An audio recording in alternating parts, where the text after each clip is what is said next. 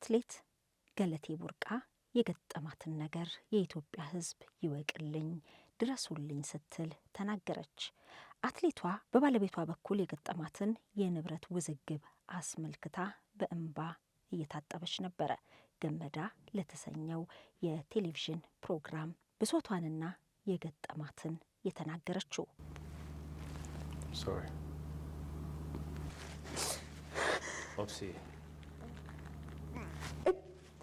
አትሌት ገለቴ ምናልባትም ለሀገሯ በተለያዩ የአትሌቲክስ መድረኮች ላይ ተወዳድራ አሸንፋ ሜዳሊያ ስትቀበል ያነባችውን እንባ ነበር የኢትዮጵያ ሕዝብ በፊት ለፊት አይቶ ደስታዋን የተጋራው። አሁን ግን ለዓመታት በውስጧ ሲብሰለሰል የነበረውንና የተቸገረችበትን ነገር የኔ ባለችው በባለቤቷ የገጠማትን በደል እወቁልኝ ስትል በእንባ ተሞልታ ገልጻለች። አትሌቷ ገጠመኝ ያለችው ነገር ለ20 ዓመታት ጥራ ግራ ያፈራችው ንብረቷን በባለቤቷ ምክንያት ማጣቷን ነበረ። በገመዳ ሾው ላይ ቀርባ እንዳብራራችው መኖሪያ ቤትና መንግስት በተለያየ ጊዜ የሸለማት 11 መሬቶች ውስጥ 10ሩ በባለቤቷ መሸጡን ተናግራለች።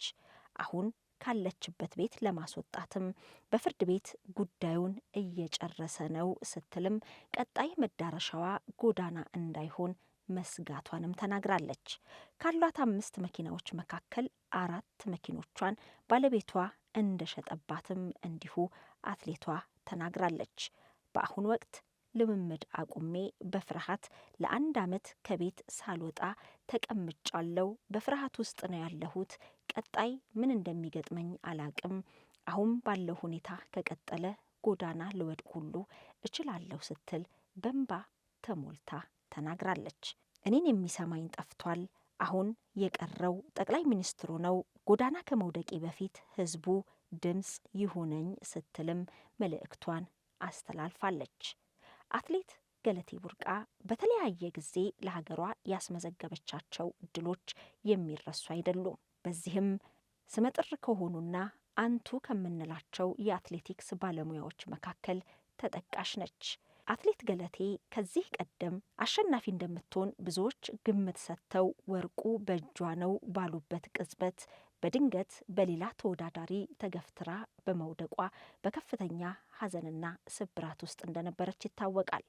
በሌላኛው በወንዶች ውድድር ደግሞ በ10,000 ሜትር አሸናፊ ሆኖ ለውጭ ሚዲያዎች ቃለመጠይቅ እየሰጠ የነበረው ተወዳጁ አትሌት ቀነኒሳ በቀለ ቃለመጠይቁን አቋርጦ ነበር። አይዞሽ ገለቴ በቃ ምንም ማድረግ አይቻልም ሲል ያበረታታትና ያጽናናት። አይዞሽ ገለቴ አይዞሽ በቃ ምን እናርግ በቃ ምንም ማድረግ አይቻልም። ይህ እንግዲህ በ2009 የበርሊኑ የዓለም ሻምፒዮና ላይ በ1500 ሜትር ገለቴ ቡርቃ እየመራች ወርቅ የማግኘት እድሉ በእጇ ነው ብለው ብዙዎች የገመቱበትና ለድል እንደምትበቃም የተማመኑበት ውድድር ነበር።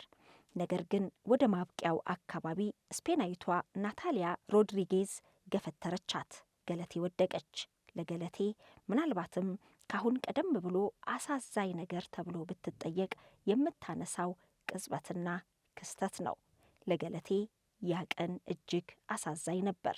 ያን ቀን ቀነኒሳ በቀለ ከ10,000 ሜትር የወርቅ አሸናፊነቱ መልስ በ5,000 ሜትር በድጋሚ የወርቅ ሜዳሊያ አሸንፎ ነበር።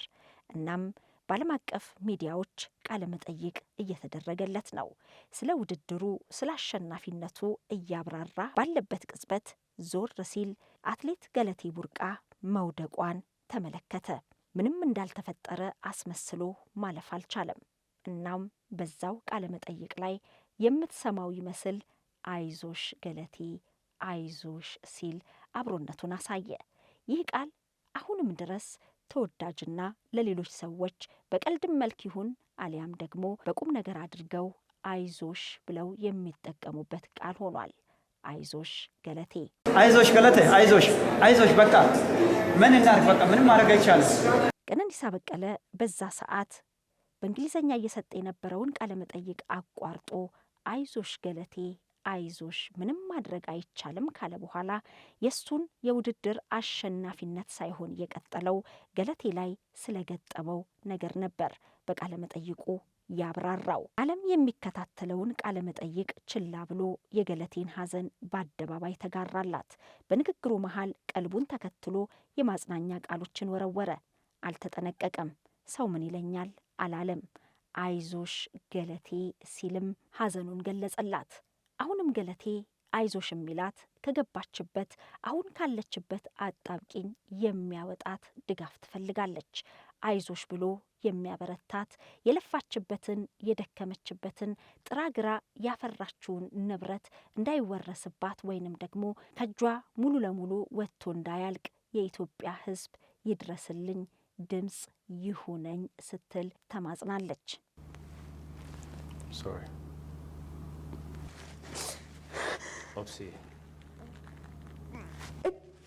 አትሌት ገለቴ የስፖርት ሕይወቷን የጀመረችው በእግር ኳስ ጨዋታ እንደነበር በአንድ ቃለ መጠይቅ ላይ አንስታለች።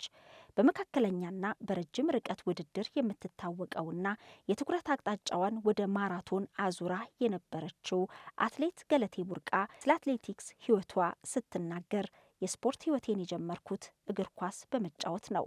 ጥሩ ተጫዋች ነበርኩ።